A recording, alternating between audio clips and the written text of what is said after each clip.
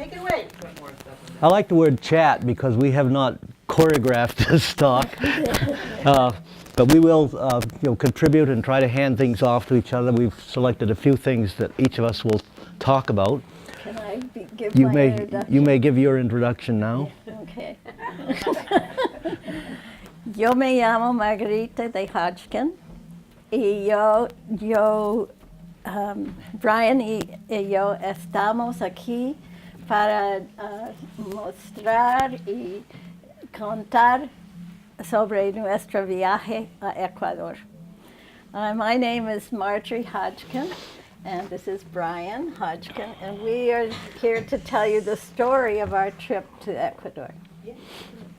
And this is what I had to put up with the whole trip because of the 6 of us that were traveling around. I was the only one who was not in the Peace Corps and therefore not fluent in Spanish, but we managed. It was good. Actually, he does understand when I talk because I talk slowly, and it's in context. You know, he knows what's going on, sort of, and he can understand what I talk about. Okay, where is Ecuador? Well, what we did is, Marge mentioned the Peace Corps, and this actually was a mini Peace Corps reunion in which a couple who was a couple when they were married when they were in the Peace Corps back in the mid-late 60s have retired to Ecuador. And so they have been encouraging others of the group to come and visit sometime. And so we and another couple from California decided to take them up on that, and we met in Atlanta, Georgia airport, and then flew down to Ecuador, which we see here in the southern hemisphere on the Pacific coast. So here's a more close-up map of Ecuador. You can see that, and we went to Quito. Quito is the capital up there near the top where the star is. And there's a scale here, 400 miles, so you can see that the north-south distance of Ecuador is approximately 400 miles and perhaps a little less than that horizontally. So the state of Maine is about 400 miles, I believe, from Kittery to Fort Kent. So to give you an idea of the size of Ecuador. It's called Ecuador, of course, because the equator goes right through it. And we'll see a little bit of that later on. So we landed in Quito, which... Yeah, can you go back one? Yes. Yeah, what I want to show you is that the eastern part is called the Oriente, and it's where the Napo River and other rivers, smaller rivers, the Tena, go into the Amazon River. And so that's a very tropical area. Yeah. And that's the eastern part. And then on the western part is rainforest, and then it goes down to the ocean. So it's very lush and green. And in the middle there are 2 cordilleras, 2 ranges of mountains. And there are many hills and valleys and many volcanoes. And we saw a lot of them. I think that, and then down in the southern part, it's further from the Quito, which is a big city, and it's more country, more colonial-like, and the people are just regular people. It's more residential, and we went down there to visit too. Okay. So this gives you a same sort of thing that Marge was saying, but in more detail, and you start to see that you see the terrain better in this one than the previous one. How these are very steep mountains. The altitude of Quito itself is about 9,000 feet, and then it's in a valley, and so the mountains on either side are another 2,000–3,000 feet up, something like that. Okay, wait. The volcanoes are, one up at the top is Imbabura, and then Pichincha we could see from their house, and Cotopaxi, the friends of ours their son had climbed it, and those are volcanoes, and there were many more. Okay, looking even closer, we start to see what looks like granite mountaintops, doesn't it? But it isn't. It isn't mountaintops. It is houses and buildings. Population of Quito is about 2.8 million people. Population of Maine is 1.3. And so they're, this is every way you look, it's in this valley, mountains going up both sides, and you see this sort of construction of houses just everywhere that you look. Here's a downtown shot of Quito, very bustling, modern type city. And here's the central square.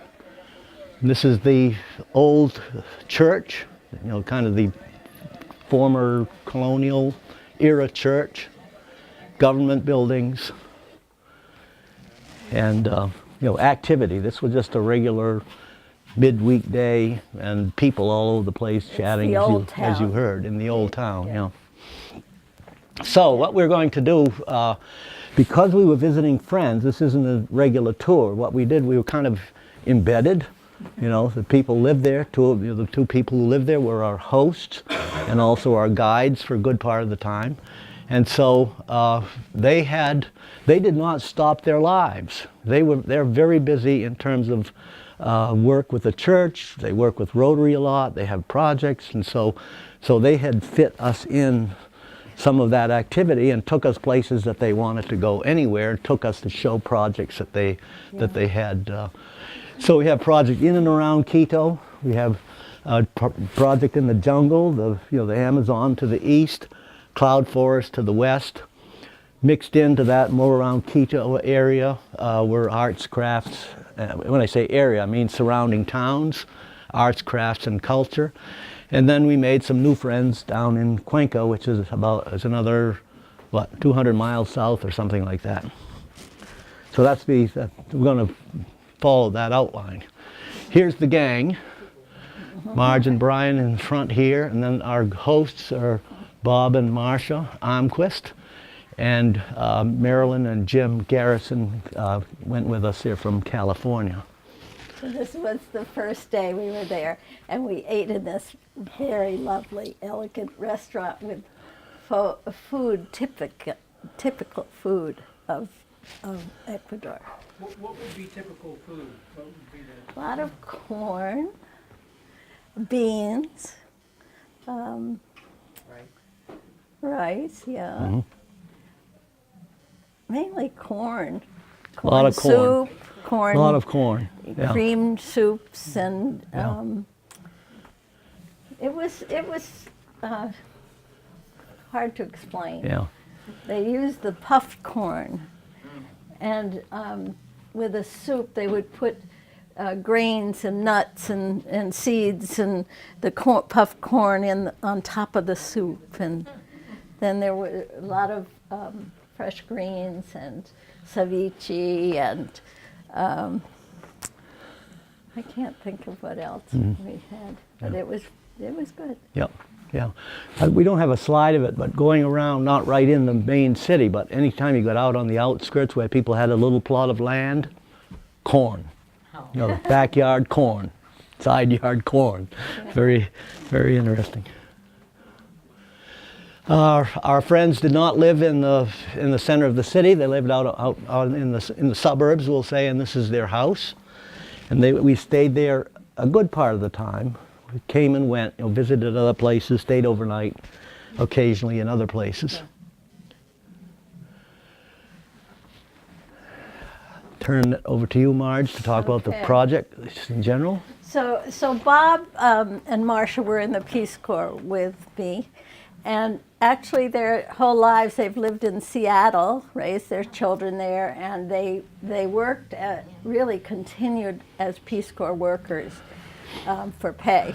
And Marcia started a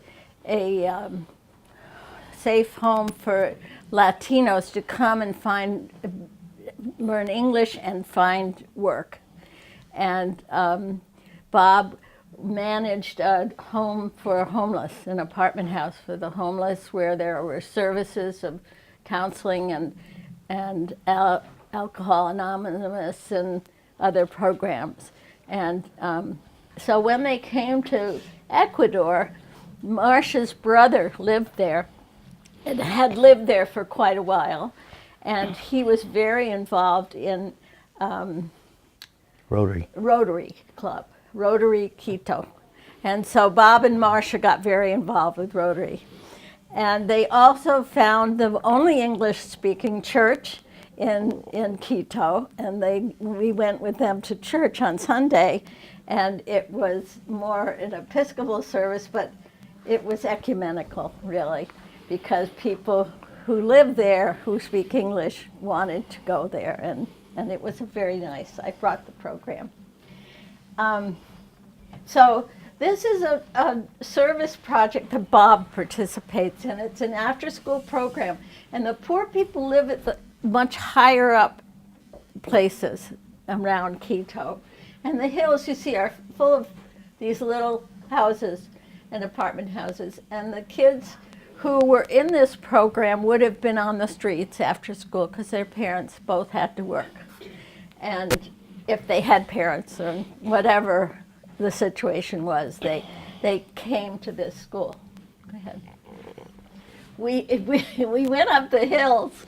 You know, it's very, very steep, and Bob wasn't sure with more than 2 passengers in his car if he could make it in his car. Yeah. So these boys were learning how to use a jigsaw, and they were carving their names. And these were doing art, painting. This is the director.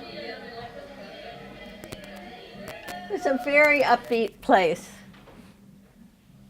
This girl was liked to sew and was learning to make quilt. And of course, I was very interested because I'm a quilter. This was a health center, and all of the children who come there have a physical and dental work, and the services there are really wonderful for the children. Visiting doctors, Yeah. dentists. Yeah. Yep. Yeah, this is another project of Bob's.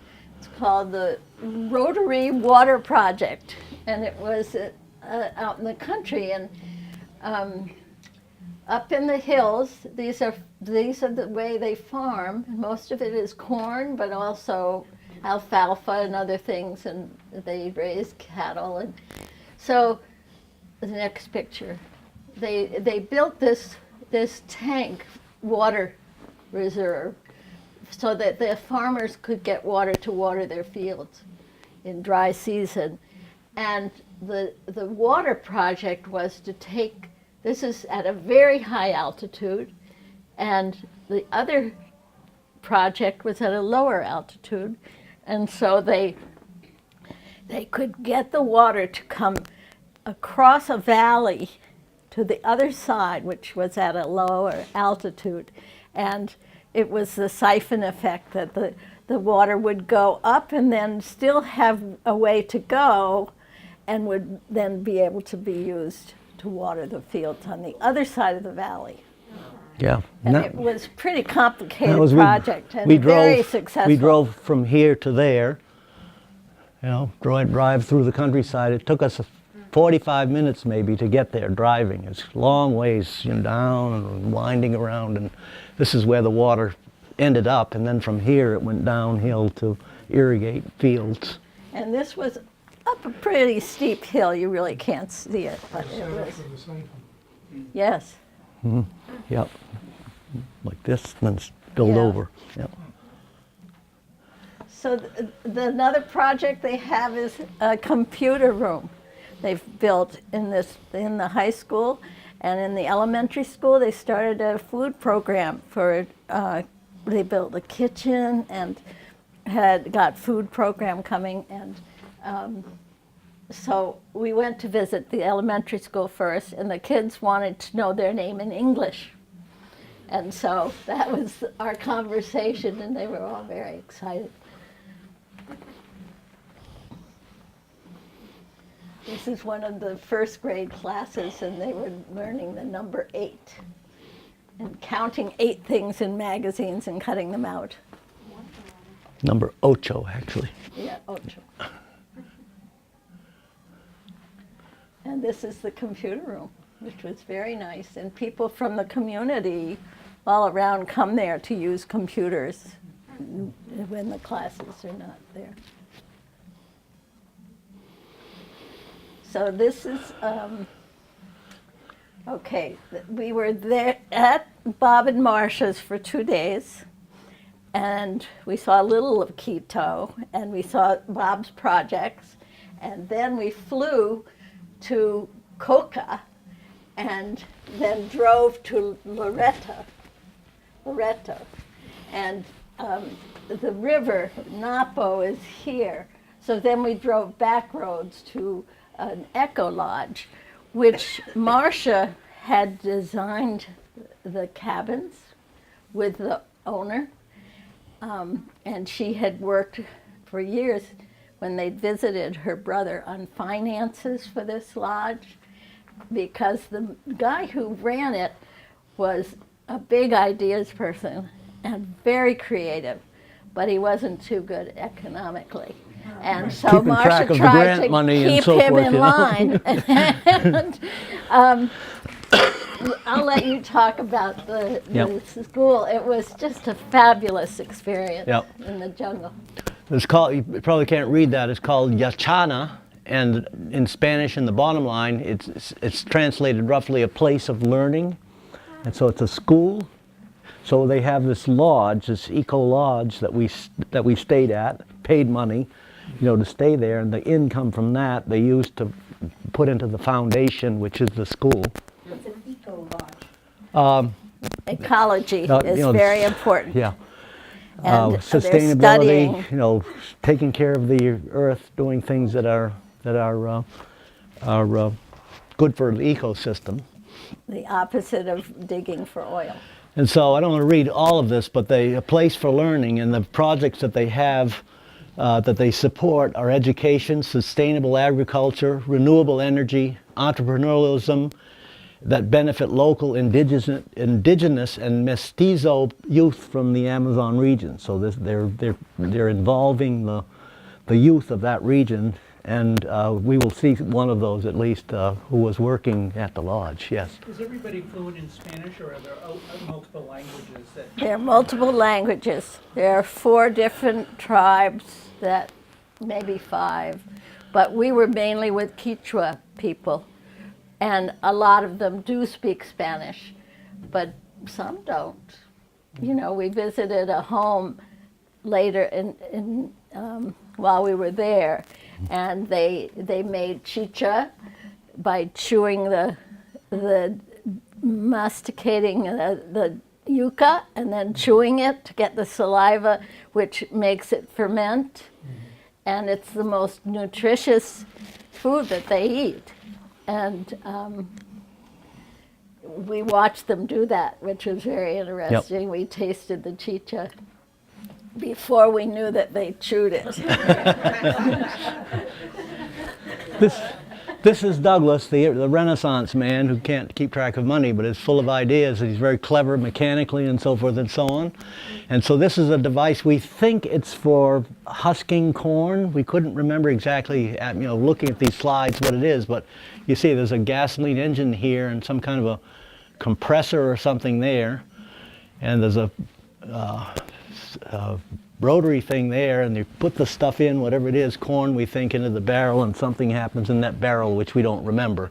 But anyway, that's one of the examples of the things they do, and it's like a shop, that they have the youth come and learn things. Teach them how to use Teach them how to use it, and how to make things and so forth. Another undertaking is aquaculture. And this is a combination of fish and plants, where the fish excrete their waste into the water, and then the water is circulated to the plants, and the plants grow and so forth, and then they have some kind of a purification system or filter system or something, and the water will go back to back to the fish tanks, and so they're both growing fish and growing plants at the same kind of a self-contained He has system. a mirror over the tank Yeah. to see what the level of the water is. Looks like a flat screen TV, but it's a mirror up there at the top to look inside the barrel from the ground.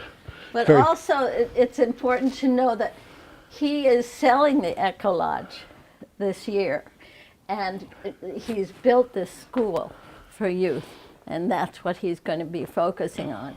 And so in back of this place, you see banana trees and all sorts of plantings that they've done with youth that come to the school.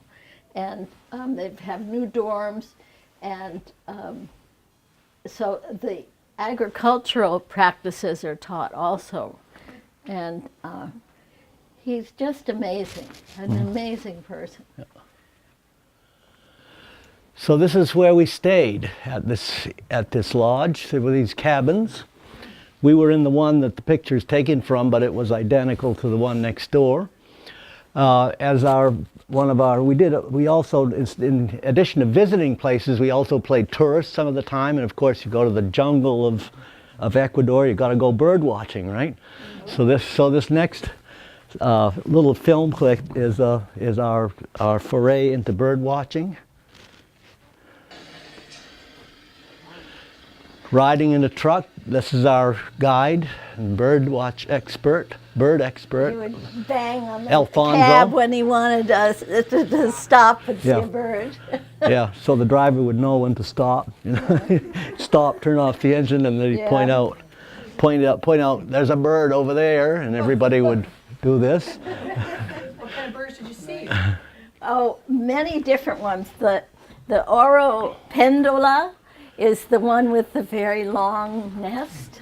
As you see there, two of We them. saw some of those, and we saw the bright-rumped Attila and the spiked swan, and I wrote them down because I didn't. The yellow-rumped cacique, and that was very beautiful when it flew away. It looked like a yellow butterfly, its tail fanned out. And cinnamon-crested woodpecker, and we saw white-throated toucan and a red-throated toucan during our travels. And there were others, but Very difficult to get photos of those. and very difficult to see them too. So this was a walk in the jungle and at a farm. And this man farms the jungle. And these are tutumas. And I have one at home I meant to bring. But when they're harvested, they scoop out the inside and they dry them. And then they cover them, I guess, with shellac or not. And they use them as dippers or mix things in them. And when I was in Bolivia, I used to take showers with a pail of water and a tutuma and toss the water over your head. And they're a very useful tool. And then behind it, the lighter leaves, those are a cacao tree. And they grow a lot of cacao in this region. And we saw the beans and the trees, the orchards of cacao. And later we'll show you we made chocolate from the cacao beans, which was fun. So he's chopping a heart of palm tree.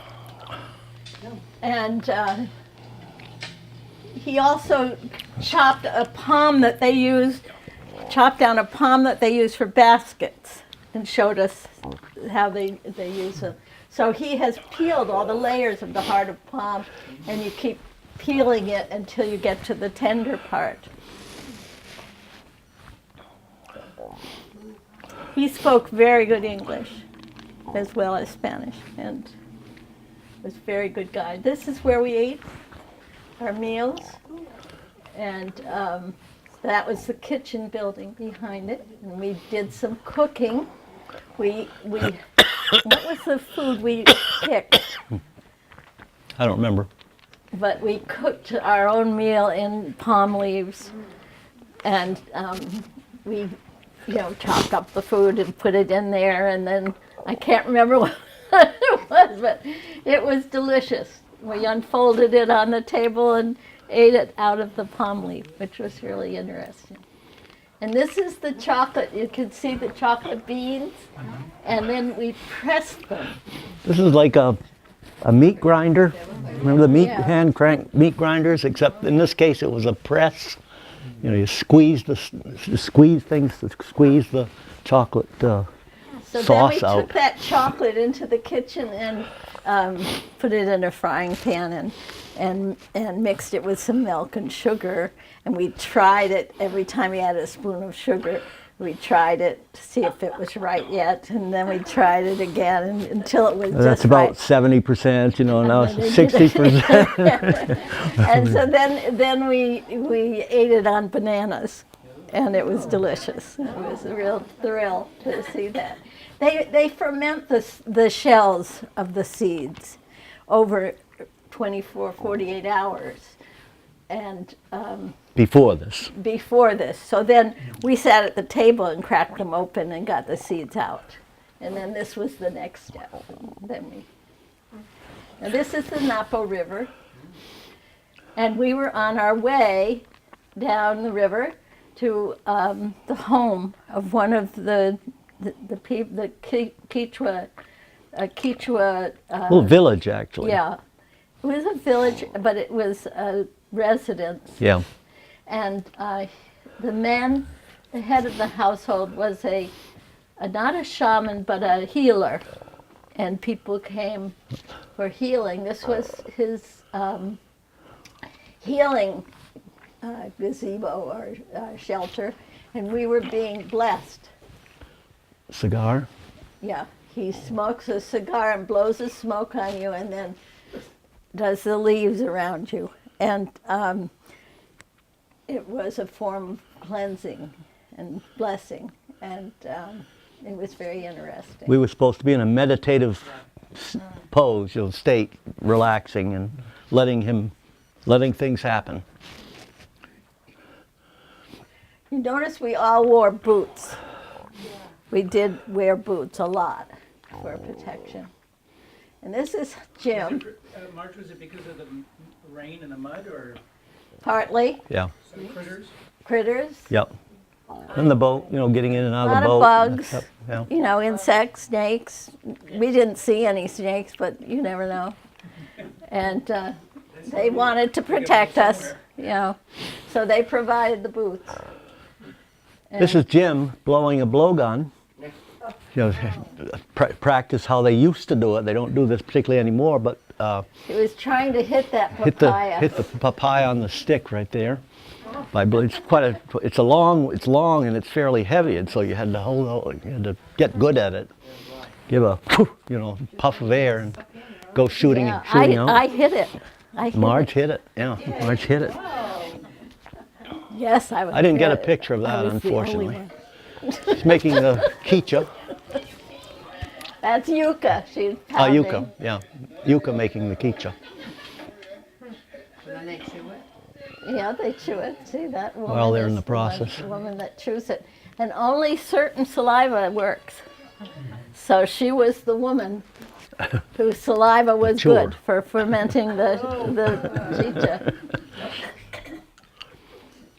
Okay. Okay, now the next trip is We all went of that was back- part of yeah. the jungle and so forth. We went to the We went back to the Almquist Yeah, for went back, a day or two. there's do some time in laundry between and here. That sort of thing. The next event, which is not exact, we couldn't. Bob and Marcia had some kind of connection with another eco lodge, but it seemed to be more of that they liked to go there than that they were doing a lot with Yeah. it. Anyway, that's over here to the west of Quito, Mindo Valley. in the Mindo Valley. And the equator, as it happens, goes right through approximately there, north of Quito. And so we, of course, had to stop at a place that collects your money and shows you phenomena that happened at the equator. But I took the opportunity to have one foot in the north hemisphere and one in the southern hemisphere. That's what I'm doing there. Calculated with GPS, you notice? The poor tour guide was challenged on every front by Brian. I want you to know that poor guide Her science was wanting. was quite entertaining. So this is balancing an egg on a nail, Nail head. a nail head. It's ordinary, 10-penny nail or something. So, Her theory is that on the equator you have forces from both sides. And so it's very hard to get something to balance or to walk on a straight line. some of us could do it and some of us couldn't. Marge, as you will see, she's being very careful. And she did it. Hey, so competitive. I did this, I couldn't do it anywhere in the world. So we're on the way now to the cloud forest, which is the west of the mountains toward the ocean, but very near to the mountains. This is a former volcano crater, which has obviously been eroded in different ways, but it's being used now for agricultural purposes, as you can see.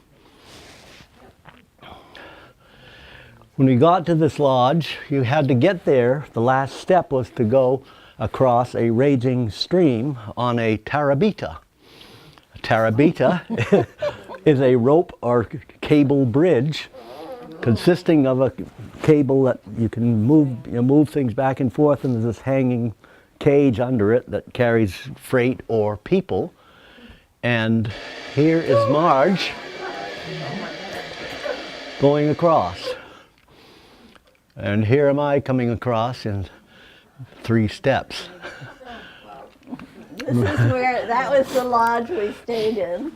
So it wasn't a shabby place at all. There were a lot of other buildings like this, but again, very ecologically attuned, and you could go bird watching and hiking and so forth and so on.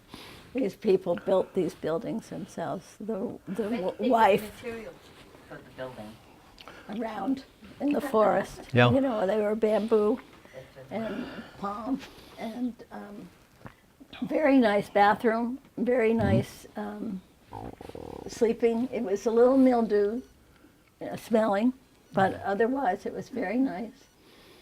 And What's the weather like at that altitude? What altitude are you at? What's the weather? Well, the only benchmark I have is Quito is 9,000 feet. So what this was, we went Might up be. over the mountains and down. I don't know how high it was. The water was cold, not this pond, but one in front of another cabin. We took a dip. Well, we didn't take it. we didn't get in. We Our tried. friends did, but they're a few years younger than we are. And so we just stuck our That feet, was even our though we were from excuse. Maine, it was cold. I wasn't about to do it. Yeah, it was fun. Here's another tarabita, which is a large scale to go across a big valley. And it could carry, 6 people, I think, max? Yeah. And so there was an engine, I forget if it's here or there, but anyway, an engine that ran the thing, and people could go across in groups, which we did. And the next video, for some reason, my presentation software doesn't want to show it right side up, so you have to go like this, which accentuates the experience, actually. Is that because you're in the southern hemisphere? No, because you're high up going over a valley.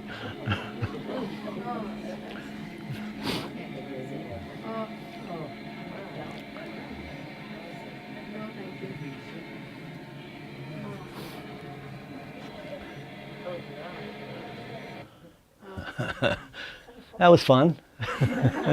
And the reason we went across that valley was to take a trail down to this waterfall, which was quite beautiful. And it was many, many steps down and many, many steps up again, and I made it.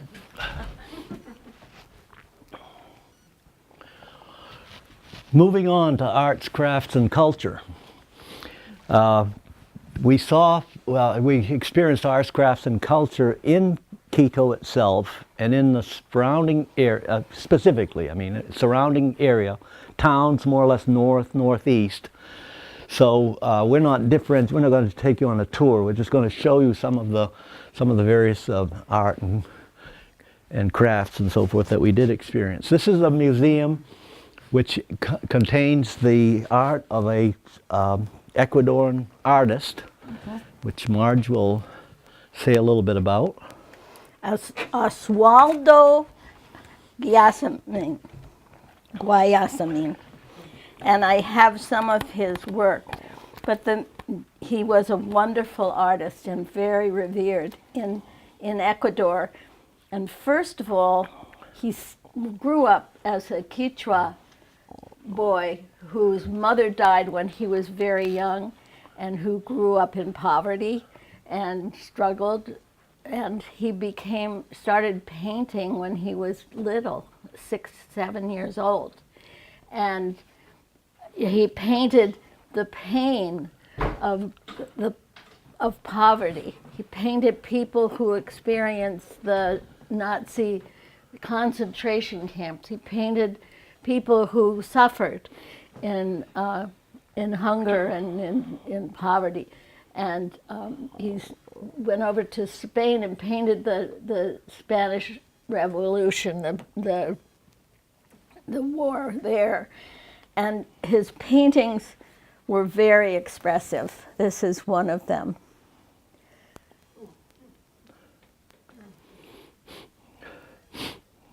He was, in his later life, all of his paintings were abroad. And he had won countless prizes because what he wanted to do was to show to people the pain and the suffering they have inflicted on their fellow man. And that was his message in life. And so he built this museum with his work in it for the people, and his house is also a museum with all the way he lived and his art and his studio. And so we visited it, and it was a wonderful experience. This is a painting he did of Quito. And he painted Quito many times. Quito is so big, it's so huge, that I have some other paintings of his, and I'll pass them around, and you can look at them, and I want them back, but you can look at them. They didn't want us to take photos in the museum, so we don't have any, except this one. They did allow photos of some of his quotes, one of which is here. I believe it says, our century should be considered as the worst, the horrendous century of history from which humanity never has suffered or experienced such crimes, bombs, atrocities, concentration camps, dictators, bestials, and so many cruelties together.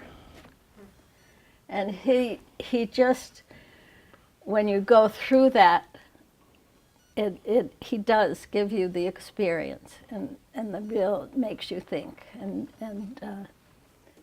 he was a very wonderful sculptor also. Mm-hmm.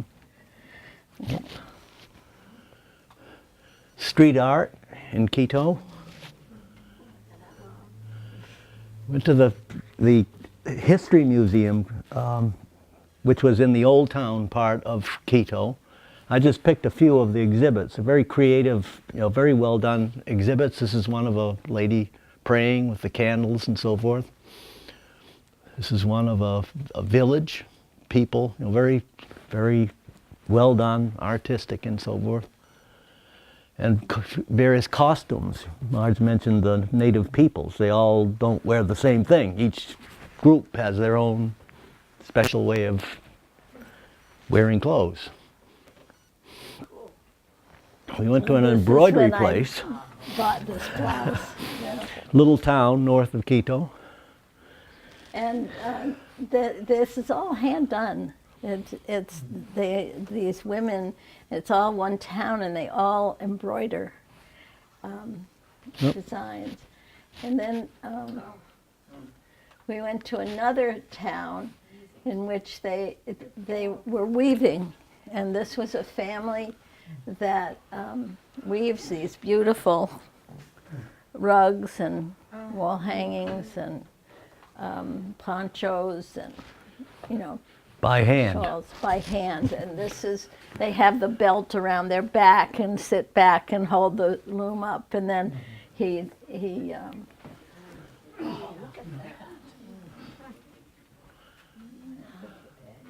puts it through so many strings, and it's a double weaving, so that the other side is, he's doing, yeah. You can come and look at this after, I'll leave it up. This is an excursion train.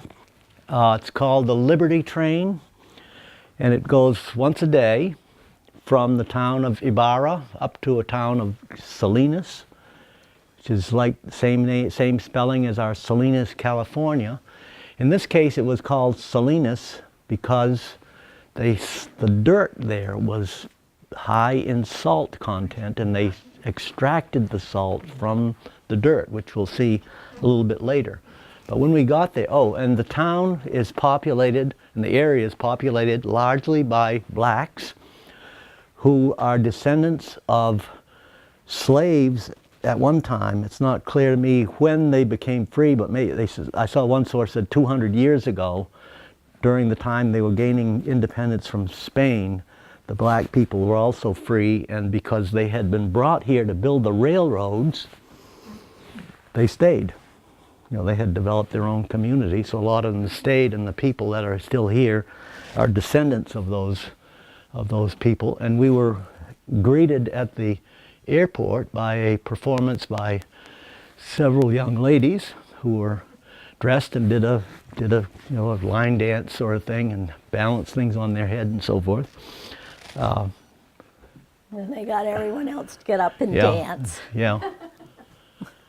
This is how they extracted the salt. I guess they ran water through the dirt and got the salt out. Interestingly enough, it has a high iodine concentration, too high.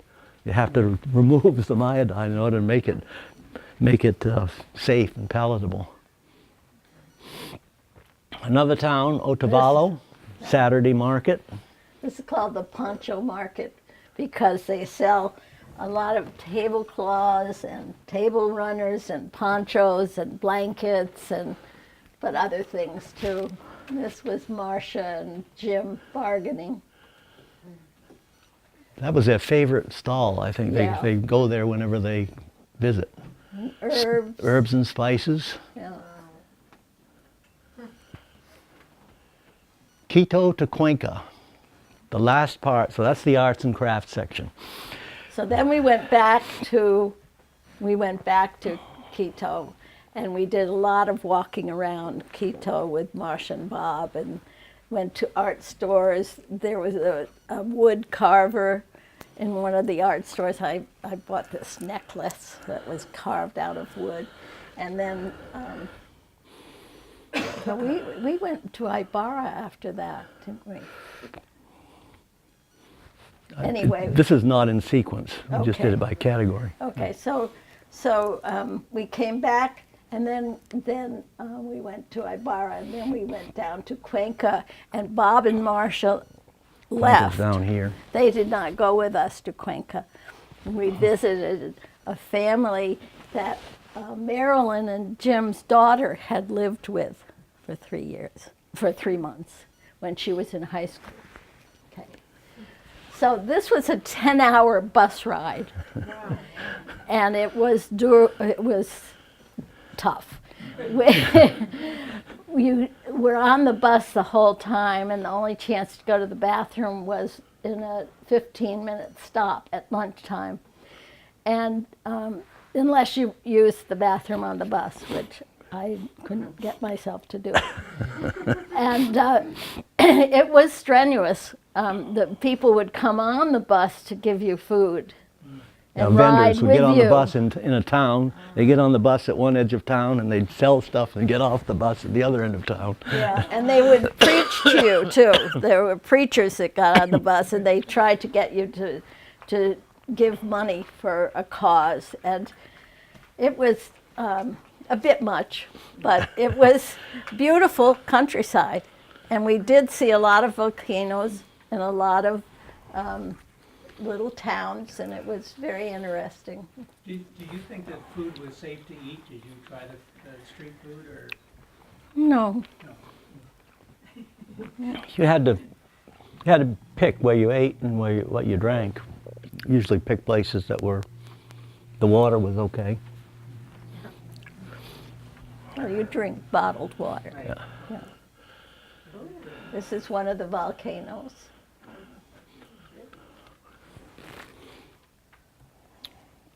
This is the family with Jim and Marilyn. And the girls were a little older than Marilyn's daughter, and Marilyn and Jim's daughter when she came there. But they remember her well, and the father was head of the household when their daughter was there. And they were such nice people. They just welcomed us in, and they wanted to show us everything around Cuenca and around the area. And it was a lot of fun. They cooked us cuy, which is guinea pig. And this is a very special treat that they have at Christmas or special occasions. And this is the cuy. They cut them in pieces.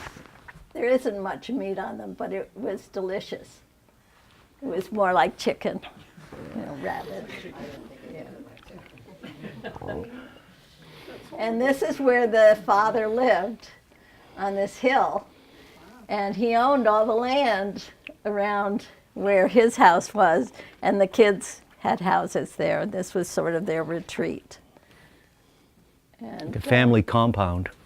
yeah. This was in Cuenca in the city, and that's the cathedral on a Sunday. And this was a young art student painted gold. She would hold a pose. Looked like a gold statue, and then she would move a little bit. You'd say, "Whoa, what was that?" A lot of graffiti, some of it quite good.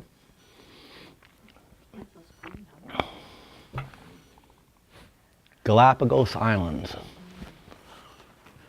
So, If you look at the size of, one thing that I hadn't had appreciation for, you look at the size of this, 400 miles, if I'm correct.